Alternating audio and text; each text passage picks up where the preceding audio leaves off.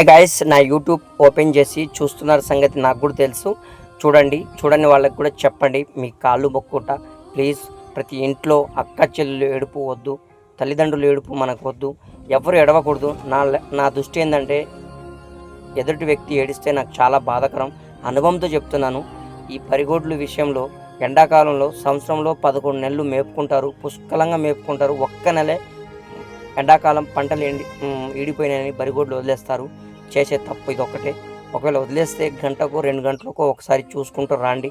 ఏది ఏమైనా సరే ఆ కొమ్ములకి తెల్ల రంగు కానీ, సున్నం కానీ, ఎర్ర రంగు కానీ పూయండి.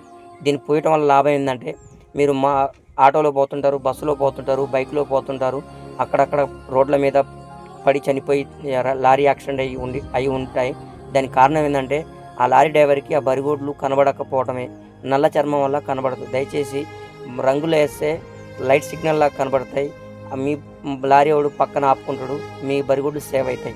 అదేవిధంగా ఎండాకాలం పాపం, వానకాలమైనా ఎండాకాలమైనా చలికాలమైనా పాలు కోసం, పెరుగు కోసం, మజ్జిగ కోసం, టీ కోసం చాలా ఆరాటపడే ముసలోళ్ళు ఉంటారు. వాళ్ళ కళ్ళమ్మ నీళ్ళు తీసుకురావద్దు. ఎందుకంటే అప్పు సప్పు తెచ్చుకున్నారు, మేపుకుంటున్నారు.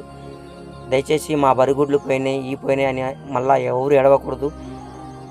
ఊళ్ళో ఎలా ఉందంటే, బరిగుడ్లు పోతే గడ్డివాముల మధ్య కట్టేయటం, మళ్ళీ కంపలలో కట్టేయటం, లేకపోతే వేరే ఊరికి పంపించటం, ఎన్నో అక్కడ కట్టేయటం. మీ ఊళ్ళో బరిగుడ్లు పోయినని ఊర్లో బజార్లో చూస్తారు, వెళ్ళిపోతారు. దయచేసి నేను అనుభవంతో చెప్తున్నాను.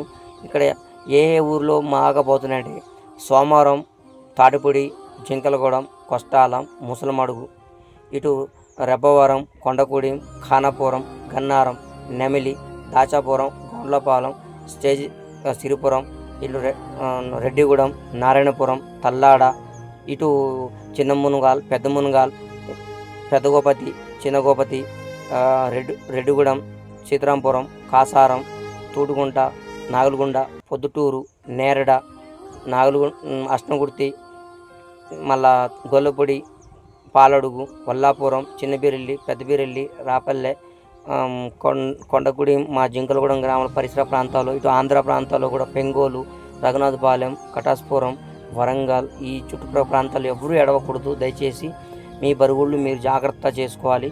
ఎందుకంటే కొంతమంది బేరగాళ్ళు ఉన్నారు.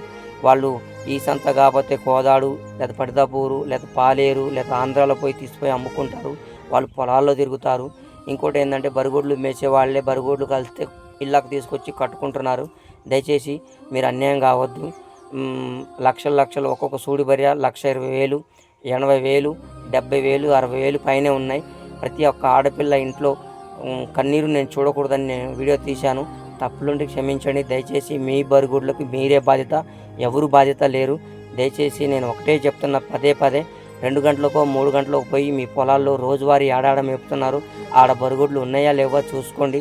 పోయిన తర్వాత ఇళ్ళ కాడ పడి పిల్లగాళ్ళని పట్టుకొని ఏడవటం, రోడ్డు మీద పడి ఏడవటం, దుమ్ములు లేపుకొని పోసుకొని ఏడవటం నాకైతే నచ్చదు. దయచేసి మీ బరిగొడ్లు మీరే జాగ్రత్త.